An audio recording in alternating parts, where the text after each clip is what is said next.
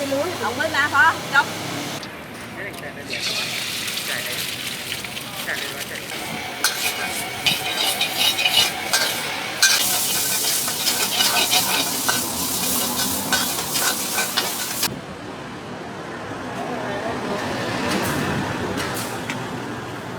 หาเลย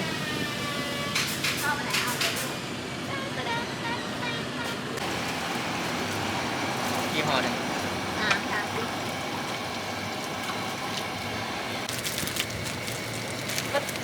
วันนี้เดี๋ยวแบ่งแกงเล้งให้กินเล้งเคอรี่นี่แหละตัวเดียเนี่ยเขาชื่อเต็มๆคือนี่โคลัสยามาดะสายยาสูบนะ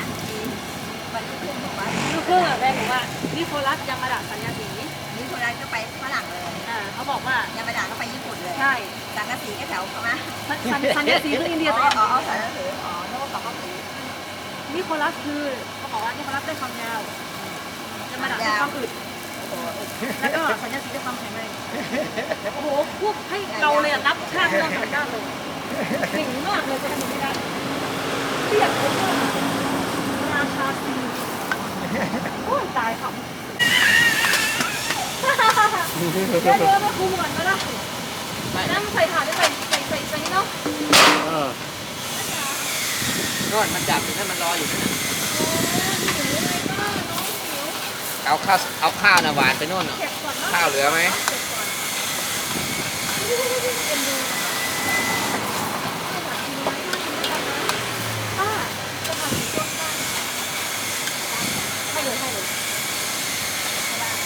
ไปรู้เอาขึ้นนะพอจบทานใส่ทานมากใส่ถาดใส่ได้เหรอใส่ได้เลยเย็บใส่ใส่ที่ก่อนเดี๋ยวเดี๋ยวผัดให้แห้งค่ะ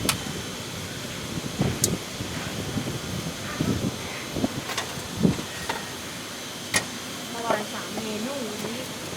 มันจะเด็กเมนูผัดเลย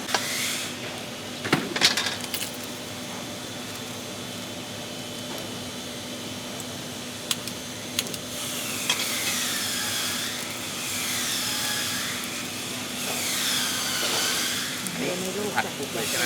ใช่ใส่ไข่ไม่คลุกราดอย่างราด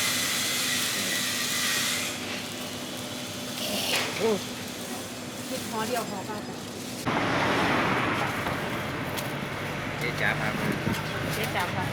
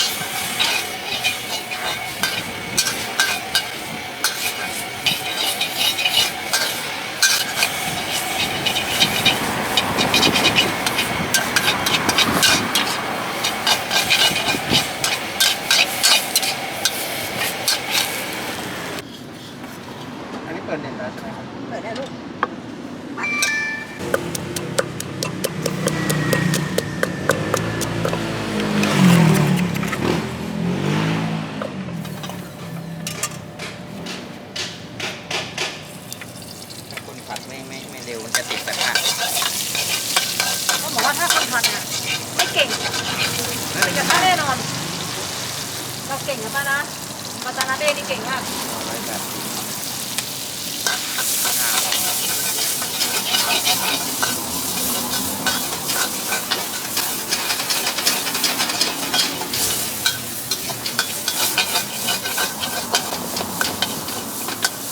ตั้งหลังนี่จะเริ่มเผาตัวเองแล้ว